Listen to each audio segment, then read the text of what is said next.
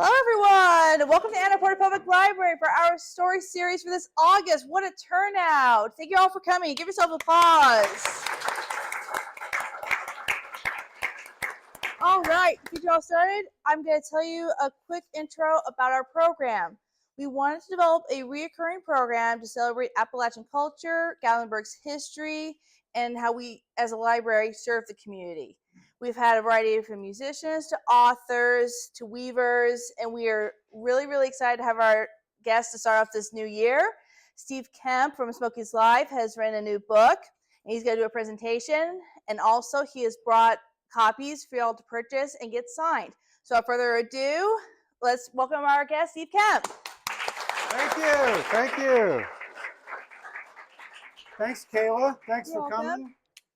Thanks to Interpretive Public Library. Great program, great facility, great to be here. My name is Steve Kemp. The new book is called An Exaltation of Parks. It's kind of a play off another book title. Does anybody know what that other book title is? Come on. The other book title, Ken Voris, you know this. An Exaltation of Larks. That's right. So yeah, I titled my book after an old book that no one's ever heard of, so it's an inside joke that only I get. So someone should have warned me before that. But, it's a book about very poetic names for groups of animals and people. So anybody know what a group of crows is called? Very good. It's an A+. Start going into it. How about ravens? It's an unkindness of ravens. Yeah. How about blue jays? How about a group of blue jays? This is a good one. A scold of blue jays. Swallows. It's a swoop of swallows. And how about, since we're in a library, what would you call a group of readers? Fabulous. You are fabulous. Got it. You got it. Also known as a browse of readers. Browse. So people always ask what inspired you to write this book, and I would say the number one reason is I'm from Iowa, a place that has almost no public lands. Despite that fact, I was a very outdoorsy kid. I like to hunt and fish and hike and camp, and it was hard to do. There's no trespassing signs, everywhere you go. There's fences. There's farmers always seem to be out there on their porch with a shotgun, urging young juveniles to stay off their property. So eventually I left Iowa, and I was lucky enough to become a park ranger. And I terrified children. And believe it or not, I actually know this baby now that he's like 50 years old. And he was in New York City, downtown Manhattan, as far from a national park and a ranger as you could possibly get. So, I worked in Grand Tetons, Yellowstone, Denali, Great Smoky Mountains, the Asterisk. Those were all parks related to John D. Rockefeller Jr.'s benevolence, and I'll refer to him now when I was just Junior, John D. Rockefeller Jr. as Junior. I also met my wife in a national park, Great Smoky Mountains, got married in a grove of old growth forest up Porter's Creek Trail. We honeymooned in Acadia, also a Rockefeller park. So the more I learned about John D. Rockefeller Jr. and what he did for parks by collaborating with the National Park Service and with these grassroots citizens organizations, the more I started thinking about, well, our national parks today have a lot of challenges also. So maybe this model they developed in the early years of the 20th century, maybe it would serve true today. We've got some challenges. All of a sudden, visitation has just exploded. Social media is probably part of it. COVID was part of it.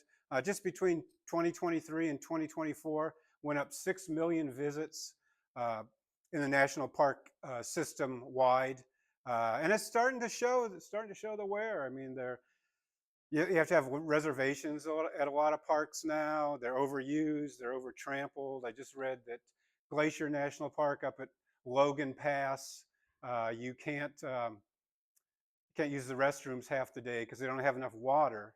Not because they have less water now. Those glaciers are still melting. They have plenty of water for what they used to get in number of people that used to go there. But just the last couple of years, that number's gone up so much they have to close the restrooms for half the day. And you see that here in the Smokies too. I mean, how many of you go to Great Smoky Mountains National Park in the middle of summer? July? Anybody want to go for a picnic? Yeah. A few hardcores. You know the places to go, though, right? I mean, can you imagine going right through Gatlinburg and right up the gut, and maybe heading for Klingman's Dome or Cades Cove? It would be a pretty crowded experience. Park visits are up, staffing's down. This is before 2025. And you know, why is that? Why are we being so chintzy with our national parks? It's 1/15 of 1% of the federal budgets. We're the richest country in the history of civilization.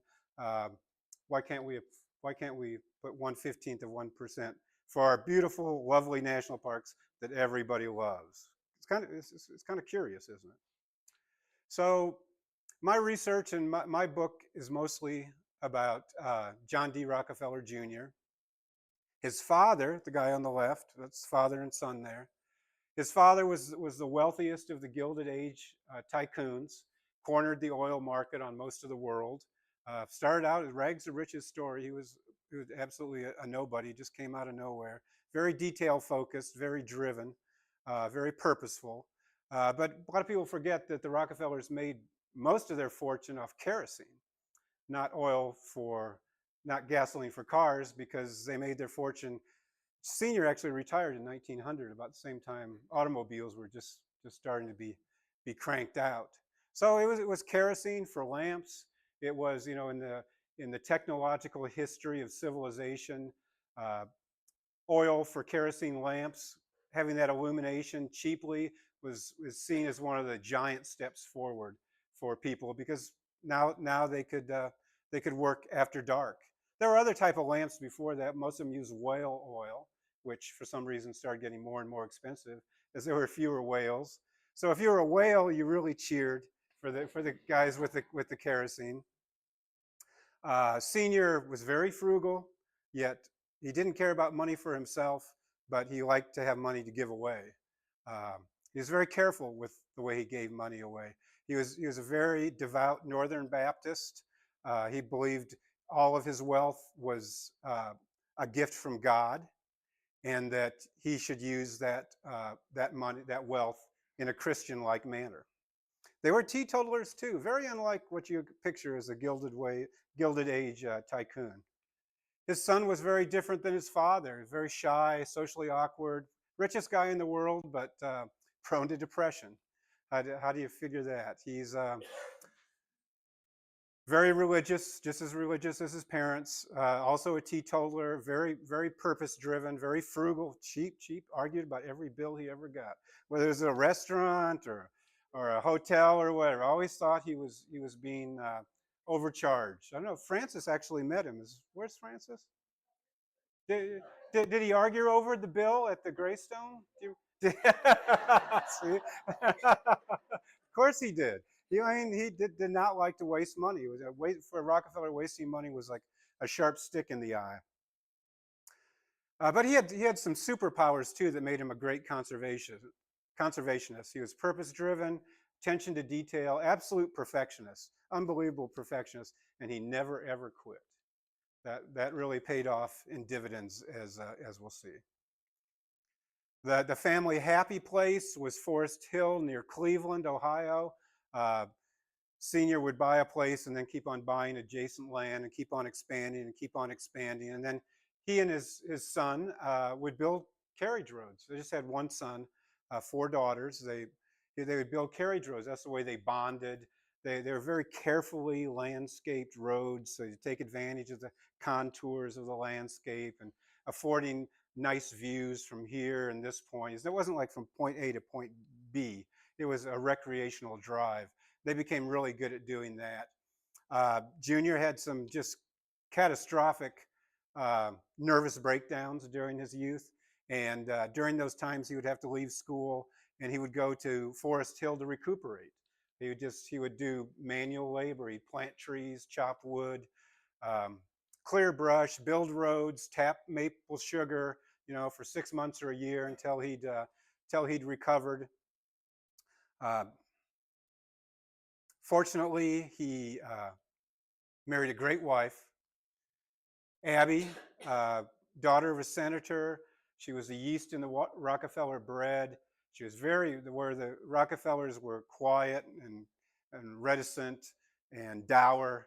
She was witty and charming and extroverted, gregarious. She really lit up a room. That's David Rockefeller there on her lap. And they had 6 healthy children, and they were 6 purposeful children.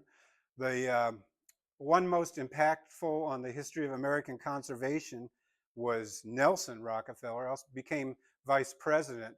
But even more important than that, was that he brought his parents to Mount Desert Island in Maine. In that Abby was pregnant during the summer with Nelson. She was due in July of 1908. And all of a sudden her physician said, well, good luck with the delivery. I'm off to Maine for the summer. And she was having a hard time with the pregnancy anyway. It's surprising when you read about families back then. Everybody was sick all the time. And the only treatment was bed rest, which was, of course, the worst thing you could do. But she was having a really hard pregnancy. And being the Rockefellers, they could have said to Dr. Thomas, well, can we make it worth your while to stick around for the summer? But Junior and Abby weren't like that. They looked at each other and said, well, what are we going to do? And they said, well, it looks like we'll be summering in Maine also, right next door to Dr. Thomas. So they went to Maine. They went to Mount Desert Island, which then was a Gilded Age millionaire's retreat. Uh, very, very glitzy, very decadent yachts and bands and drinking and cavorting, and which wasn't really the Rockefeller's style. So they, instead of going to Bar Harbor, they went to Seal Harbor, which was much, much more isolated. Once they got to Seal Harbor, they managed to scrape up the money for a little cottage called the Eyrie. It's beautiful. I was where the cottage isn't there, but the terrace is still there. Beautiful location, overlooking the Atlantic, the islands and everything. Huge gardens, and Junior, like his father, kept on adding to the estate, buying land as it became available. He started building carriage roads. He was no doubt the happiest when he was either building or designing a carriage road or using a carriage road with Abby at his side, and they had a very close marriage. He really needed Abby. He deteriorated when she was away, but she was his sunshine. But eventually, Bar Harbor and Mount Desert Island started getting a little too popular. People started building second homes everywhere, on top of mountains, right on the seashore, right next to each other. It sounds like someplace, I can't really think of it, but yeah, it's ringing a bell. I don't know. And some of the local people became concerned, and they got together, and the citizens group formed this public reservation, 3,000 acres, from people donating. People were donating land. People were donating money to buy land. Some of the most beautiful, like those mountains there and those lakes.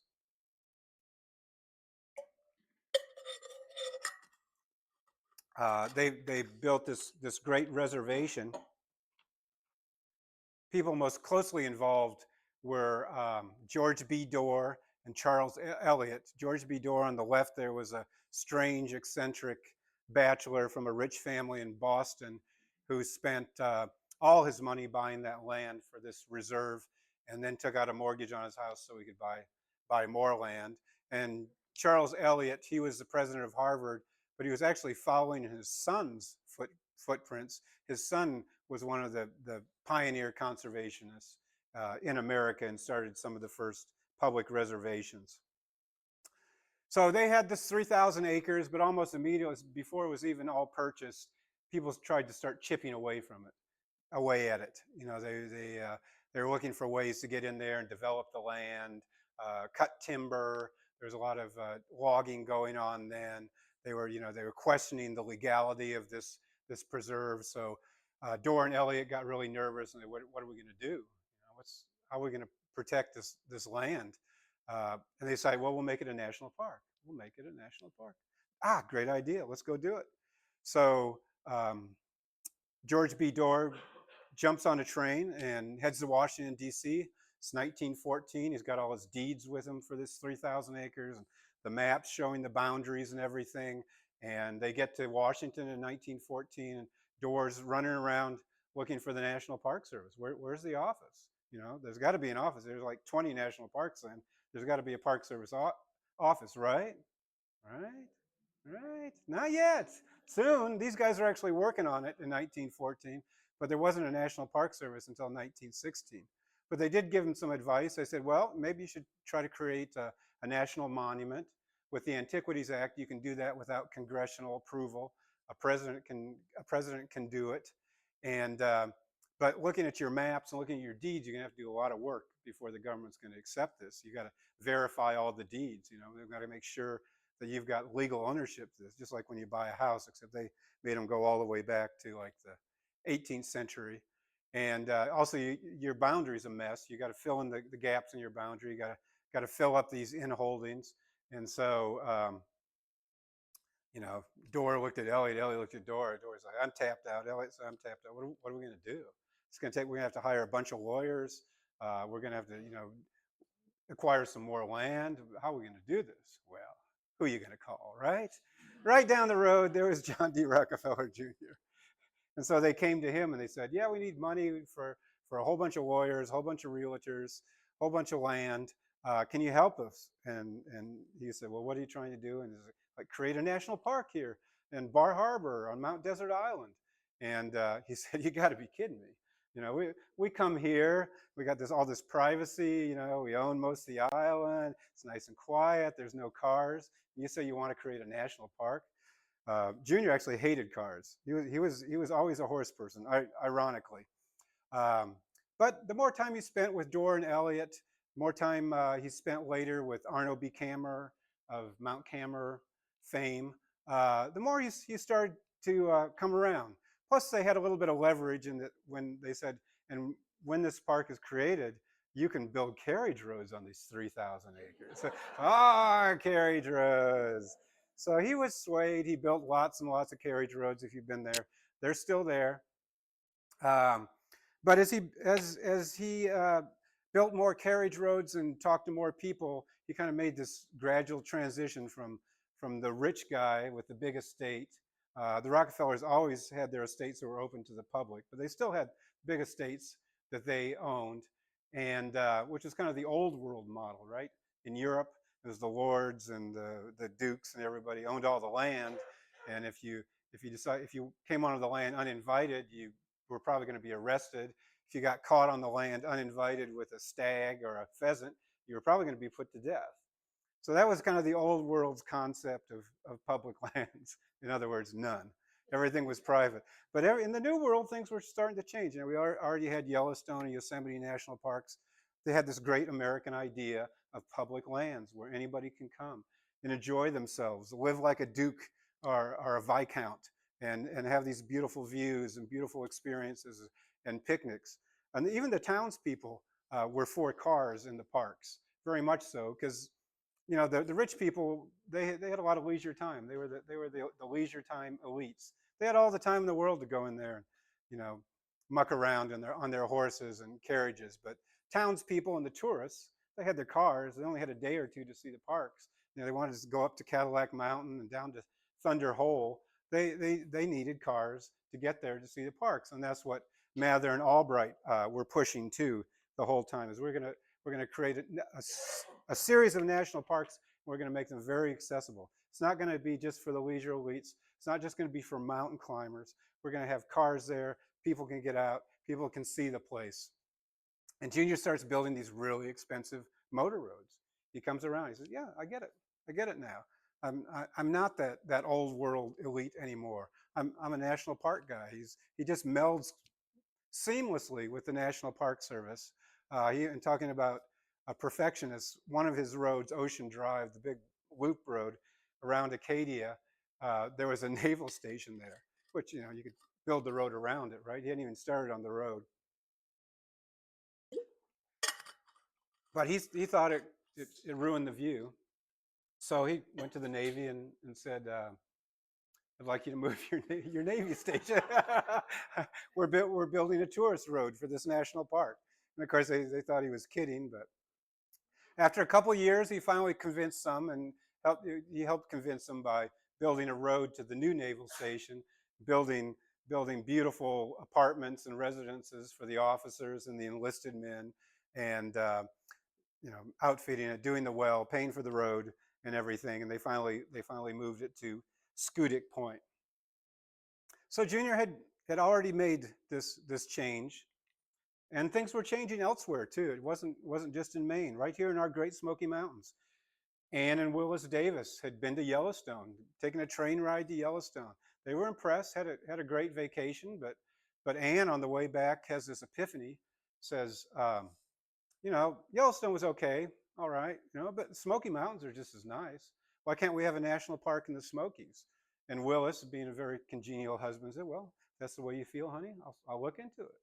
So, so they come back to Knoxville and they become just evangelical about creating this national park uh, in the Great Smoky Mountains. Though, you know, the Davises are pretty wealthy industrialists. Um, what they saw in Yellowstone were these tourist towns developing on the outskirts of the park.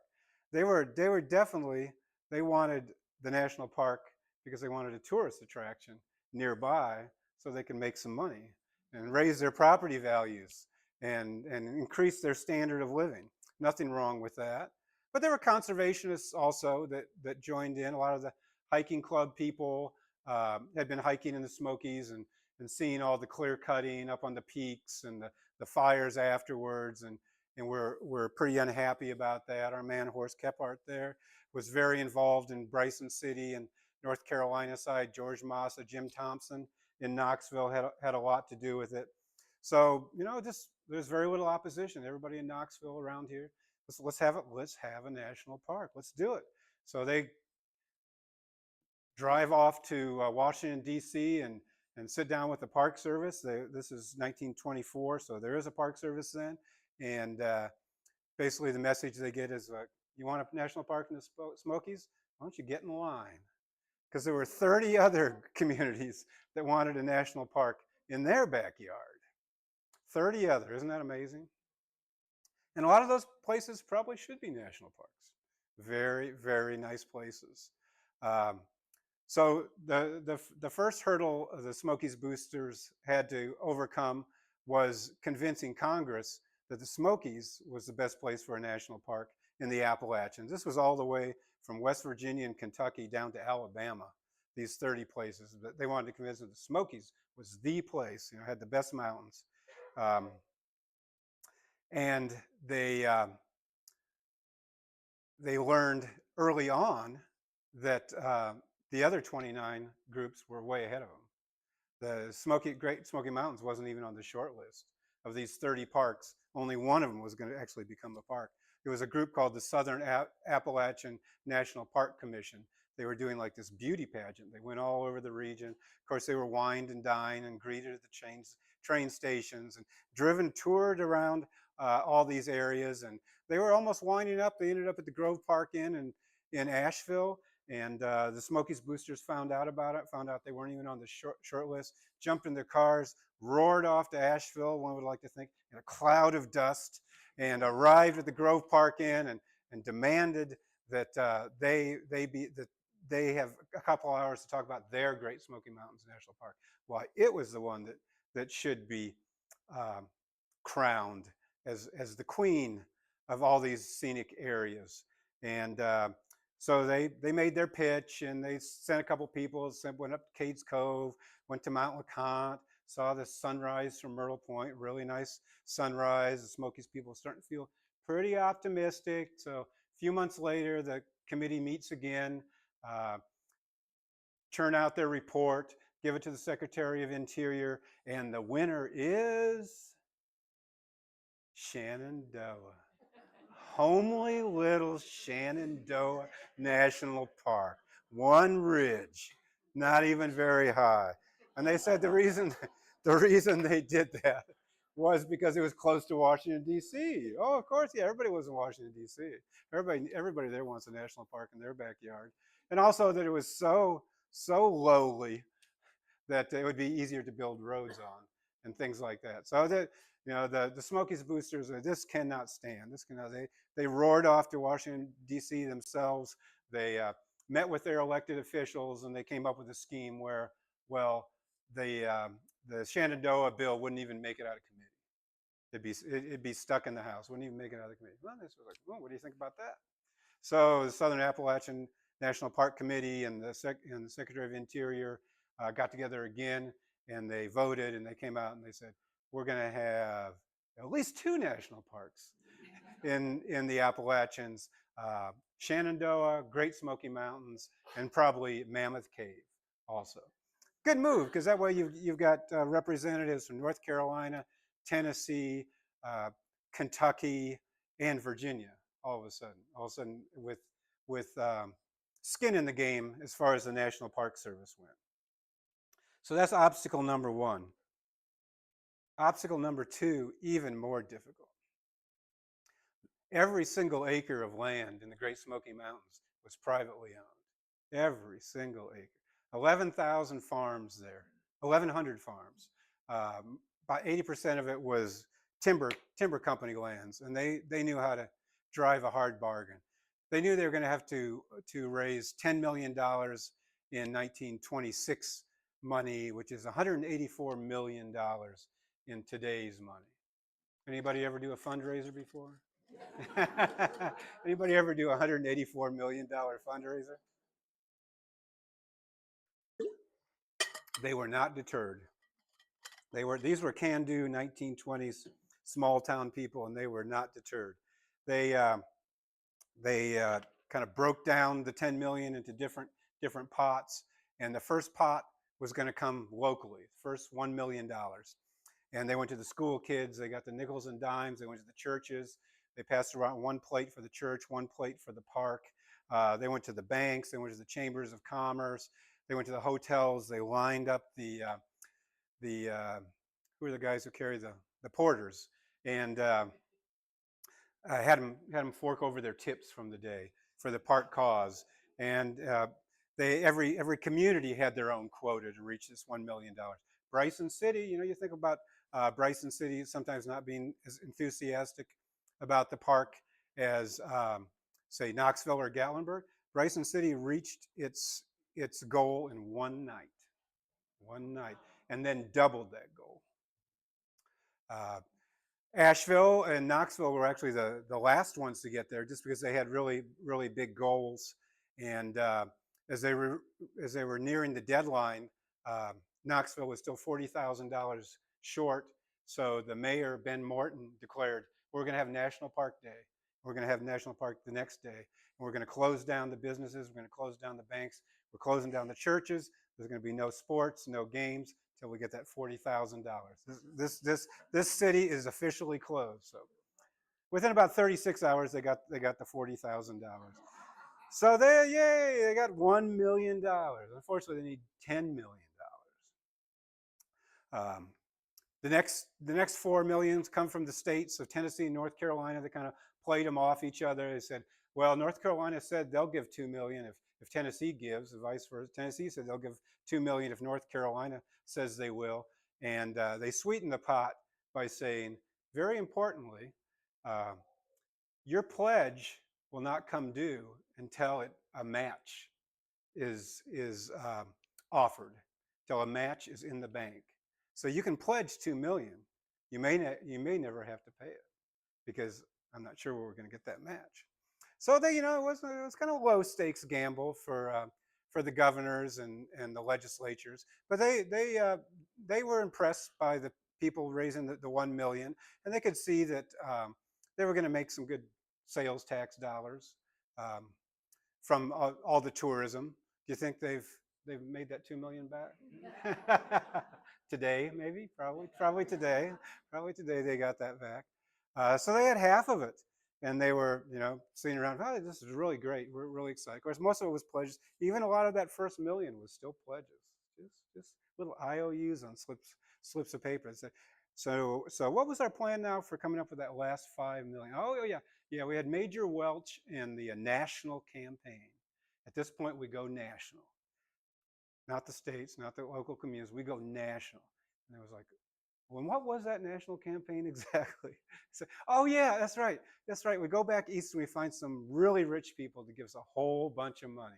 And Major Welch had been doing that for quite a long time. He was a New Yorker who did know everybody, but he raised he raised exactly nothing.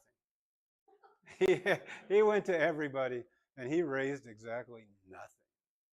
Looks pretty, yeah, yeah. Colonel Chapman, the Knoxvillian who was heavily involved, he called this our darkest hour.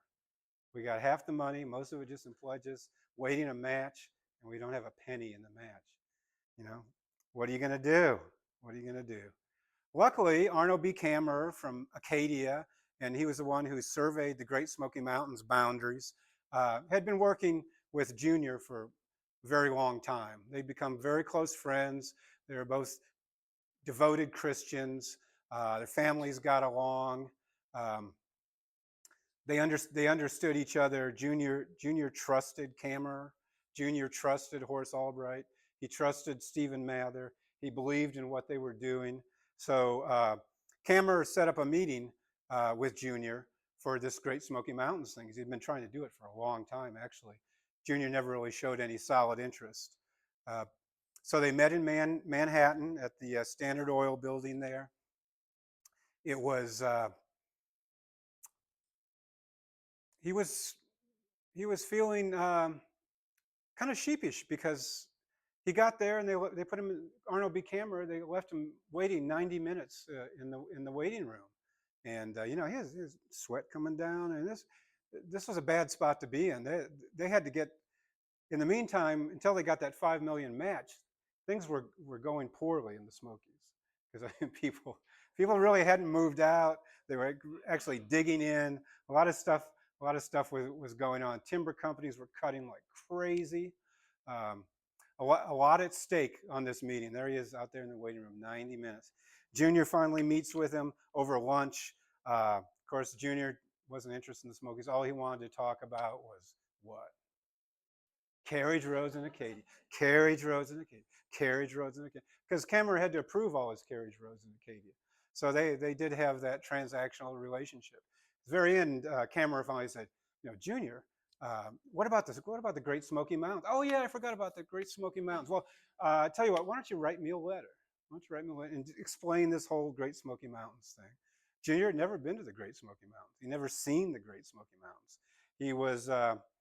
He was being asked for the equivalent of $92 million to help save a place he'd never seen before.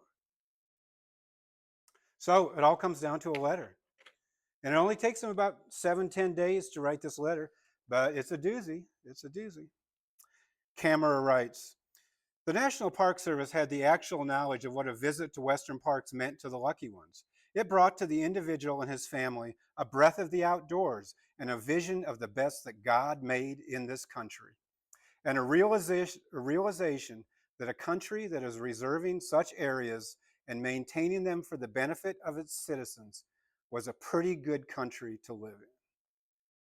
A country that is reserving such areas and maintaining them for the benefit of its citizens was a pretty good country to live in. Nice words. Well said. That was a long letter. It was like seven pages, and clicked off all of Junior's boxes, including saying that. And Junior, they're cutting 60 acres of old growth forest a week up in the Smokies. 60 acres a week, every week. Timber. Junior loved big trees. He loved old growth forests. He got the letter. He read it over. It was like, oh, you had me at the best that God made. And over the course of 6 months, he wrote out a check for the equivalent of $92 million in today's dollars, and had one of his assistants run it to Knoxville. And they said the community of Knoxville just went crazy. They couldn't believe they'd actually pulled off this $184 million fundraising campaign. They rang all the church bells, blew all the train whistles and all the factory whistles for 10 minutes. The front page of every newspaper was nothing but about the Great Smoky Mountains. They were saying their land values were doubling now, and they said it was like Armistice Day. People poured into the streets. That was 1928. 1934, it became officially a national park. But backtracking just a little bit, 1924, Yellowstone National Parks. The Rockefellers are taking a family vacation.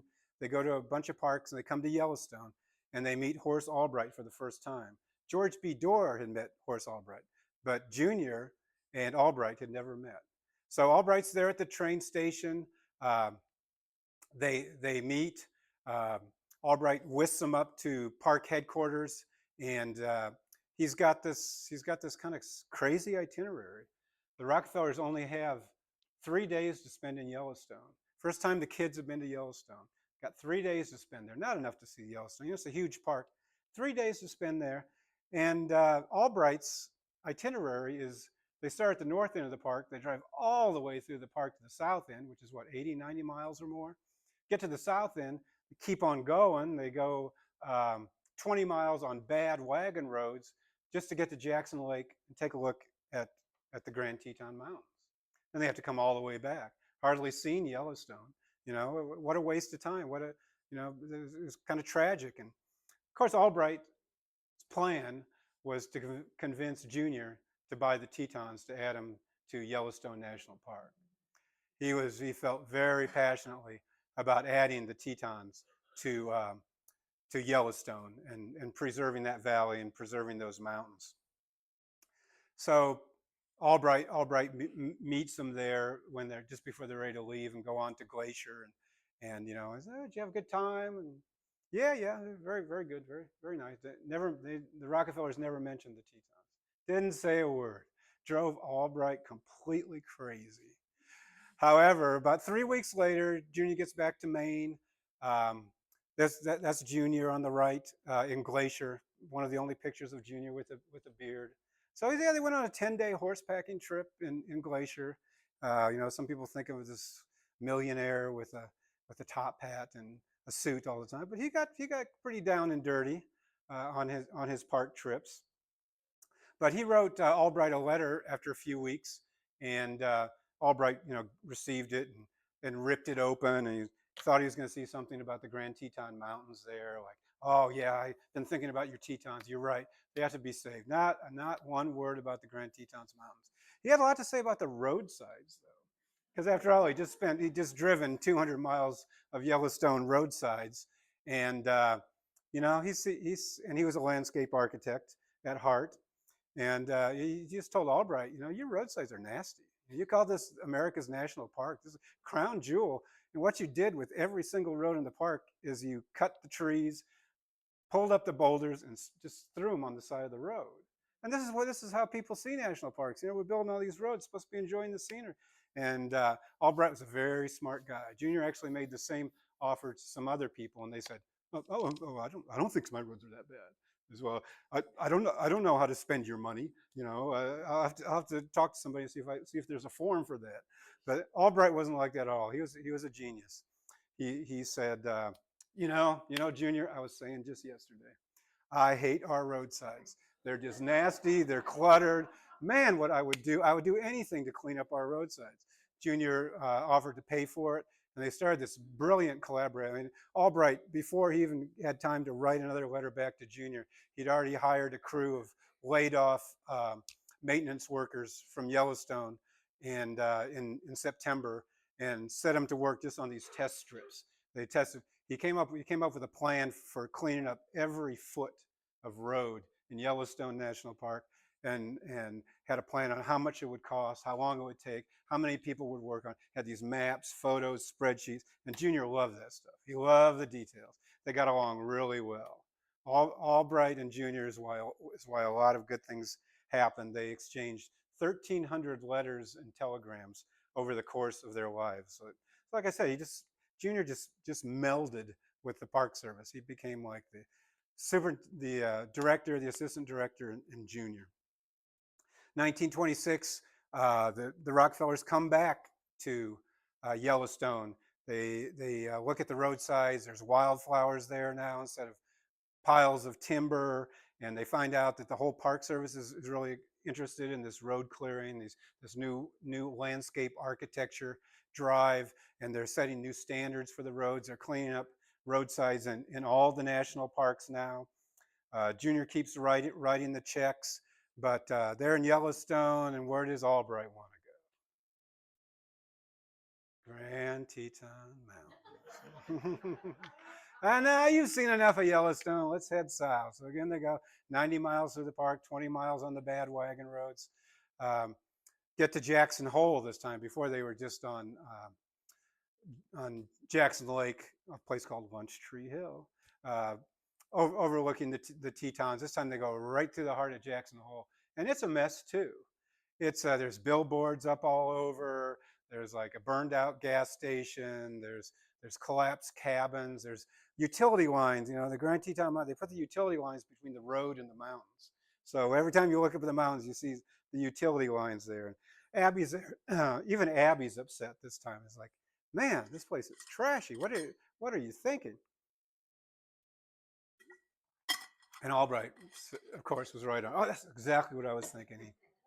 He sets them down near Hendricks Point, where this Ansel Adams photo was taken. They sit on the logs, and he gives what he's called his Sermon on the Mount. He waves his arm, points, talks about this vision that he and these grassroots citizens had come up with for preserving Jackson Hole, for creating a national recreation area or a national park or something. And the sun sets, and it's very dramatic, and the Rockefellers sit there, and the sun goes down, and they don't say a word. Not one word about the Tetons.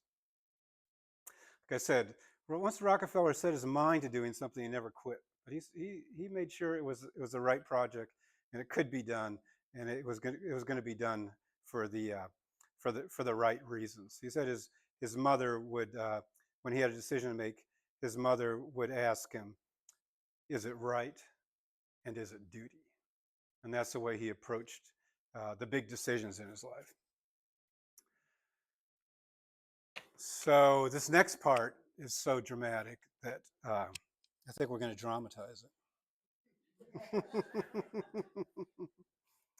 Albright goes to Manhattan. He too is feeling a little bit sheepish because he had thrown out some numbers to Junior about what it might cost to buy Jackson Hole, and they'd had some preliminary conversations, and already he when he actually got the prices from the realtors of what it was going to cost to buy Jackson Hole, it was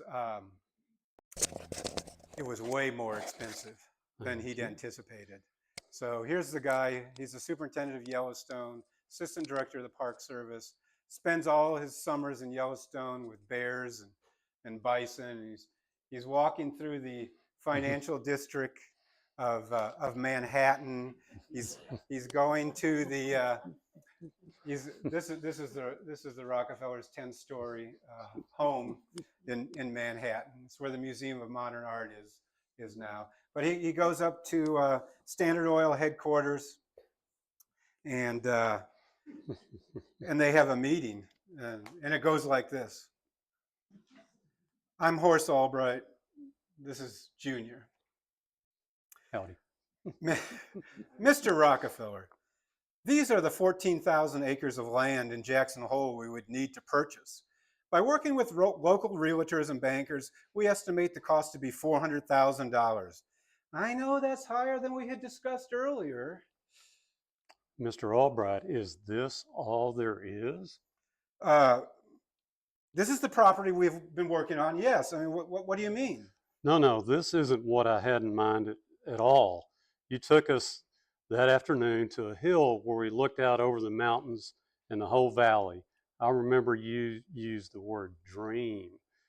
That's the area I wanted you to get cost estimates. The family is only interested in an ideal project. and it would please me very much if you could get me that data. Why it might cost as much as $1.5 million or $2 million to buy all that land? Well, of course, but that is what I'm interested in. I'm only interested in the ideal proposition. I would like to know about the land on both sides of the river and to the north. Let's give it a hand for Gary and Junior. That's right. So only interested in the ideal proposition. Have you fundraisers ever gotten that response when you made your big ass? No. Quit messing around here. Let's go big.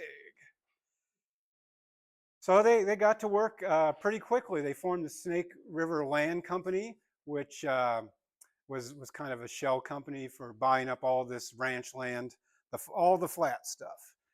They had to buy up around 31,000 acres. They bought up 25,000 really pretty quickly, and before the going got rough, there was pushback all the whole time. There was Mrs. Geraldine Lucas, a widow from my home state of Iowa. She had probably the most beautiful land in the world. I think it was Lupin Meadows near Jenny Lake there. You got those wildflowers out in this meadows, little stream meandering, the Grand Teton, 13,700 feet right there. That was her land. That was her little piece. And she come from Iowa, so she had to be pretty excited about that. When Harold Fabian, the attorney who was in charge of buying a lot of land, came out and talked to her, she said, "Well, Mr. Fabian, you come back here and you stack those silver dollars as high as the Grand Teton Mountain, then we'll talk about selling my land." But she died, and her son got the land, and he sold it. He sold it right away. But things really got tough in the 1930s when the word got out that it wasn't the Snake River Land Company, was actually the National Park Service and John D. Rockefeller Jr. So the people who were opposed to the park became really, really, really opposed to the park. They even started their own newspaper. Most people were for the park, but there's a very vocal small minority. They started their own newspaper in a town of like 2,500 just to oppose the park. So like the best yellow journalism you've ever seen in your life. It was called the Grand Teton newspaper, and they always referred to the Snake River Land Company as the Snakes. And they hated Albright, and they went after them, and they were very suspicious of what a Rockefeller was doing, buying their land.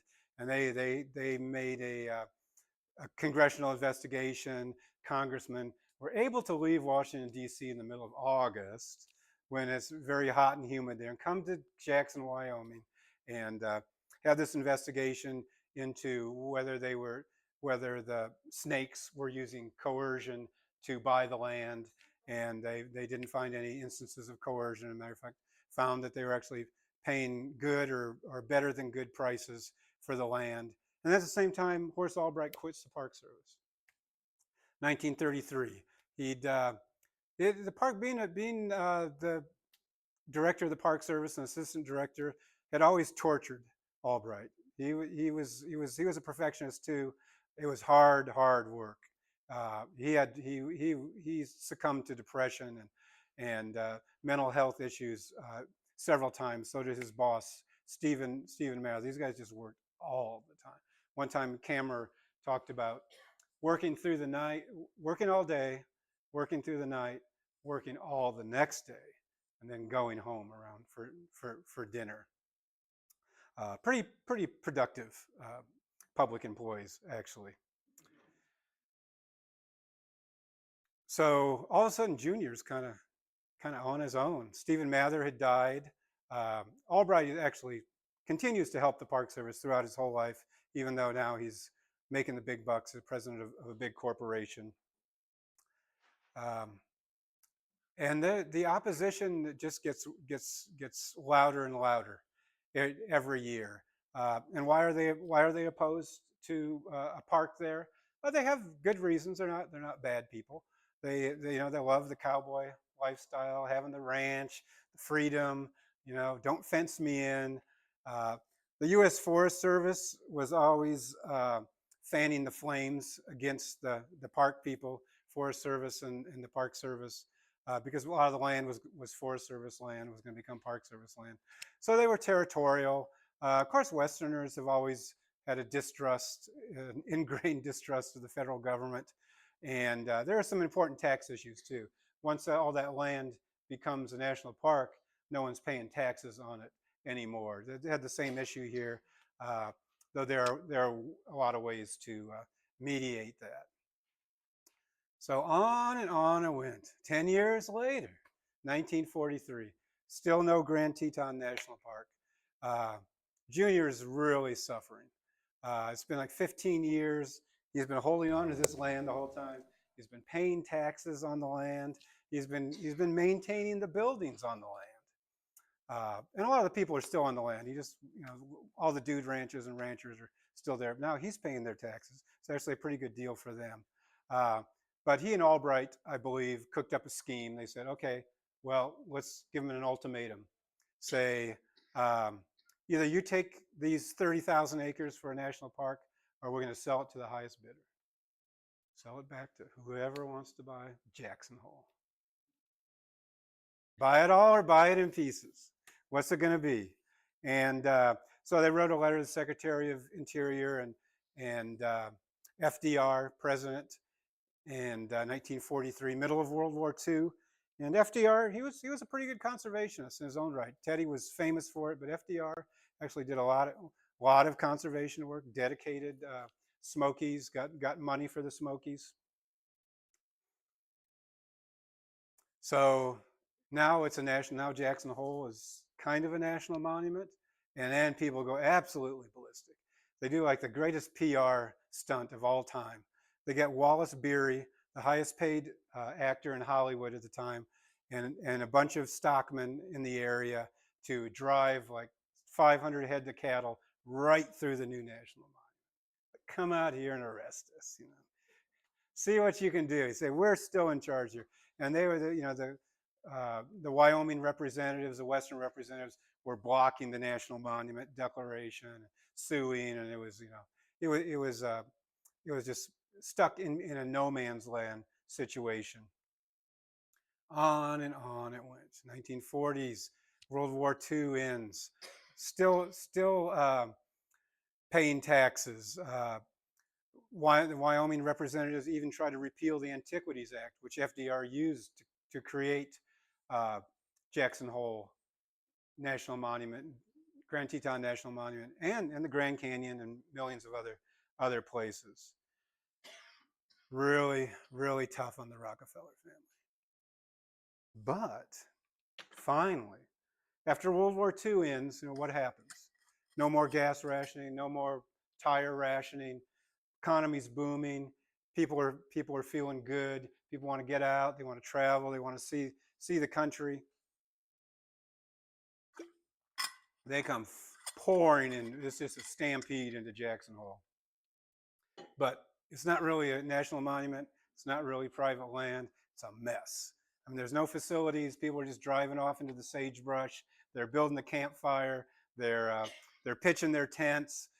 They're also going into the town of Jackson. They're flooding the restaurants, the hotels, the gift shops. People are making money hand over fist. They couldn't print it faster. Townspeople are getting, this whole tourism thing, it's not really that bad of an idea when you come to think of it. Even the stockmen are saying, well, it's hard to make a living here at elevation of 7,000 feet raising cattle, and the winters are 8 months long. So, the tourism business is starting to look better all the time. And that's the economic reason for the controversy finally ending. The romantic reason for why the controversy finally ended is much more interesting. It has to do with, while Junior and Lawrence had these 30,000 acres in Jackson Hole, they managed it just like the national park would. I mean, they knew the national parks. They knew everything about it. They took down the billboards. They got rid of the moribund buildings. They fixed up the other buildings. They did a historic building survey. The whole valley, 30,000 acres, started restoring all the historic buildings on their own dime. And the most important one was Meaner's Ferry. Before there was a bridge across the Snake River, there was Meaner's Ferry, and it was kind of like our old grist mills here. You know, people gathered there. They shot the breeze. They always had a good time. Same thing at the ferry. People kind of piled up there because it took a while to get across the river, and they had all their horses and stuff with them. And everybody in Jackson Hole had to cross the river to get to the town of Jackson. So um, Lawrence and Harold Fabian and his wife Josephine, they took on this restoration project, and they did it the right way. They contacted all the old timers, which is kind of amazing because Fabian was one who's been buying out all their land. But they contacted all the old timers, and they were really into this project. They brought their photographs, they told their stories, they wrote them down. They just couldn't wait to see these buildings restored and the ferry restored. The ferry went on a cable, big boat, big flat boat that actually used the current of the water and the cable to navigate both directions, back and forth, even though the stream's only flowing one. So pretty interesting. I cannot figure out how that worked, but it's still there. I don't think you can ride it, but it's still there. You can see it from Dornan's Bar, very picturesque. Um, and they decided there was so much enthusiasm about Meaner's Ferry. They decided to have a super big grand opening, and the governor came, the head of the Mormon church came, this New York Times was there, everybody who was anywhere came to this grand opening, and the first ferry across was the oldest of the old timers, and fortunately it didn't get capsized and drowned everyone, because that probably wouldn't be a national park if that had happened. But they said, the reporters said that the tears were just streaming down their cheeks, and they said, you know, they told Fabian and Lawrence and Joseph, you know, we didn't care, we didn't understand, we didn't think you snake people cared about people. We didn't think you cared about us. We thought all you wanted was your dumb park. And so that really thawed things out. Um, became a national park in 1950. Started in 1927. That's a long fight. But this is just a sliver of what this collaboration between Junior, the National Park Service staff, the grassroots citizens groups, the press, what they were able to accomplish during the first half of the 20th century. They did a lot for Mesa Verde, worked on the museum there, which is gorgeous. If you've ever been there, they paid for archaeological research. He bought thousands and thousands of acres of virgin redwood forest, saved thousands of acres of redwood forest. Lawrence helped create Redwood National Park. He's the biggest donor for Shenandoah National Park, and his buddy Edsel finally kicked in 50,000. There was one more Gilded Age elite who finally kicked in a little bit of money for the parks. Yosemite, he bought 11,000 acres of old growth sugar pine forest that was inside the park, was about to be cut. He bought Linville Gorge, 1,100 acres of Linville Gorge, Linville Falls, all of that, which was about to be sold off and cut. He built a lot of the first park museums, Yosemite, Grand Canyon, Yellowstone, all the trailside museums, and more and more. He built Jackson Lake Lodge for $65 million in 1950 dollars. Very enormously expensive, beautifully done, except for the bats in the attic right now. Beautifully executed thing, and of course people were saying, "Oh yeah, that's finally he's going to cash in on buying this park. He's going to build this lodge." And people said, "Yeah, think about it. It's open 4 months of the year. It costs $65 million. How long do you think it'll take for him to turn a profit there?" And then they turn it over to the Park Service. Coulter Bay, they did Coulter Bay, Virgin Islands. Lawrence did Virgin Islands National Park. One of the most astonishing things was the final gift to the Tetons that Lawrence did.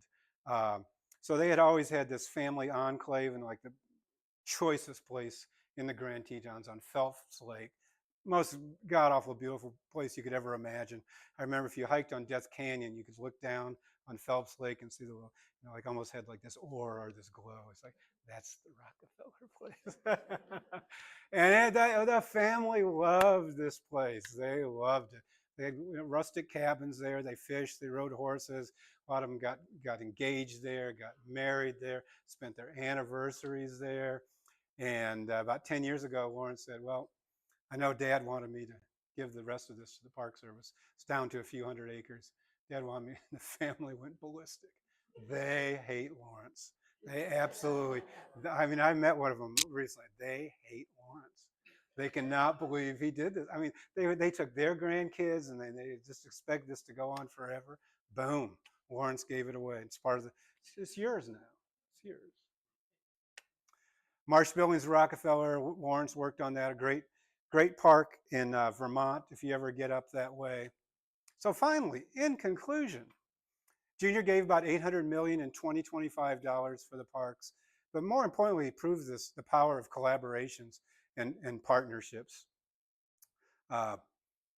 Again, like I said, what they did in the 20th century could be done again in the 21st century. It's the power of partnerships. It's the power of passion, about caring about something bigger than yourself. And there's so many good reasons to support our national parks. They're economic engines. You know, this whole story, right? Who was pushing for the national parks? It was the business people. It was, national parks pay for themselves. They're great ideas. They're not only beautiful places, they're good business too. They generate $55 billion in revenue a year. They support lots of jobs. They used to cost $3 billion. The National Park Service budget was $3 billion. It's headed down to less than $2 billion recently. Biological benefits, biodiversity. Great Smoky Mountains, most biodiverse national park in the country. A permanent home for 60,000 species of plants and animals. If nothing less, if nothing else, I mean, the Smokies are worth it for that. What a place. And when you preserve the habitat, you preserve the species. Great carbon sinks. You talk about building these big facilities that will scrub the carbon dioxide out of the atmosphere and use all this energy doing it. It costs gazillions, billions of dollars. Well, there's another thing called plants. And they do the same. As long as they got sunlight and water, they do the exact same thing. And they store it in the ground. It's a great thing. People love parks. Makes us happier, makes us healthier. Something we don't think about often is it really brings diverse groups of people together. People from all over the world, people from every, you guys work at Sugarlands, am I lying here, right? The diversity of people you see in there in a day is phenomenal, isn't it? It's like the United Nations. People all different backgrounds, and they get together and they all have a good time. I mean, that's as good as the United Nations. And we had 332 million visitors last year. That's a pretty strong vote of confidence. I think the only way to solve the problem of overcrowding in the parks is to create more national parks. I mean, we can have reservations, we can have timed entries, we can do all this stuff, but then a lot of people don't get the reservation. Any of those of you who've done the Fireflies, there's a few winners and a whole lot of losers. Well, it's the same thing when you have reservations required for national parks. It's good for the people who get in. And we have plenty of room for more national parks. I'm talking about existing public lands too. Look at the Rocky Mountains. Look at tiny little Rocky Mountain National Park. Look at New England. Look at the Sierra Nevadas. Oregon, Washington. We've got a lot of national parks, but I'd love to see a few more. And it's happening. It's actually happening. Remember Burt's Bees, all that stuff? Roxanne Quimby. She worked collaboration. She even quoted George B. Dorr when it was created, the Katahdin Woods and Water National Monument.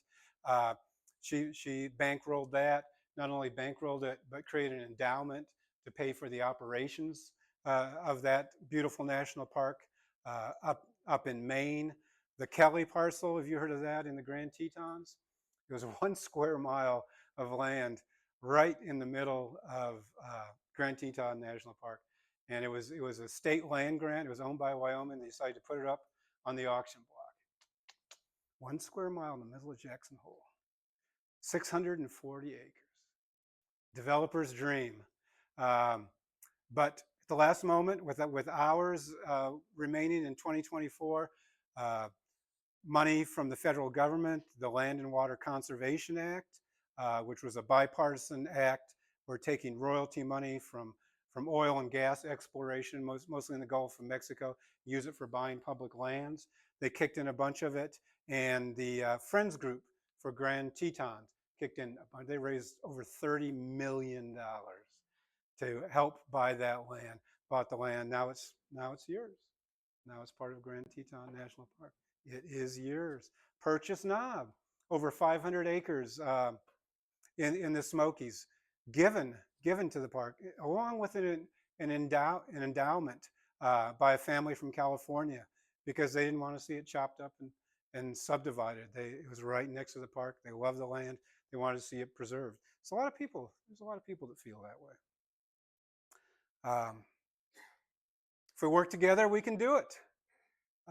If you contact your elected officials, if we all spent 1 hour a year contacting our elected officials, I think we'd be in a whole different ball game right now. I mean, I'm from Iowa, grew up with farmers. Farmers are really good at contacting their elected officials. They have them on speed dial, and they always get money. They just got like $50 billion. That's enough for the Park Service for 20 years. And you know, we need food. They understand that too, but they're very vocal about their concerns. Volunteering for the national parks is a wonderful thing to do. We need volunteers more than ever right now. Give generously. You know, be a philanthropist. Be a hero. Give to your friends group, your other park partners. Give to Tremont. Give to Discover Life in America. Support your nonprofit park partners. They're doing great things. Really cutting edge.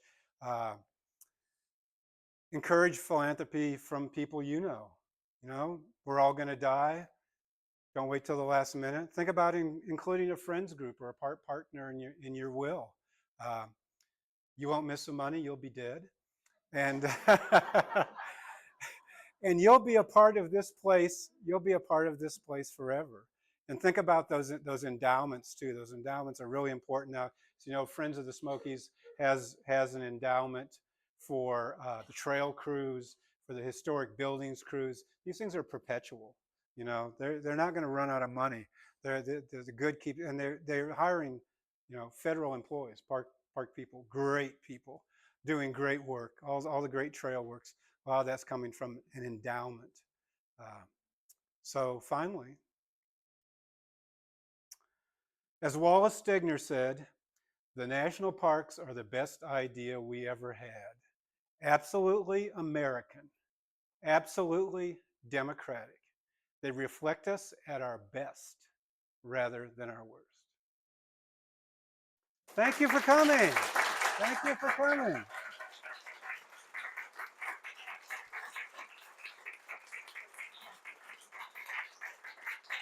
Thank you. Thank you. It was nice. Thanks for coming. Any quick questions? I went a little over time, but you can always ask them at the signing table too, in case any of you want to. Anybody does have questions, I have my fancy little pointer right here. So Kayla thinks of everything. Sean is the one who made it with a 3D printer. Say hi, Sean. Hi. Yeah. All right. Who has a question?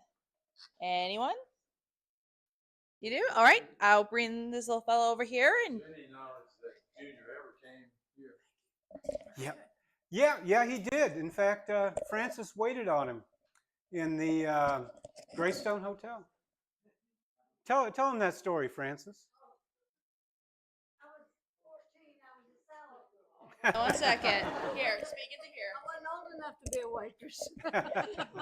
And he came every year in October, and he had one special waitress, and her name was Frances too, that waited on him every time he came. And for weeks before, we had to clean everything up, and he was coming. You know, it was a big deal, better than the president coming, really. and so he got there, and of course I was told, you know, whatever he wants, you know. Anyway, I carried a salad tray with an assortment of salads, and there was one of everything, and if they took one, I had to go back to the kitchen and get one if they both wanted the same thing.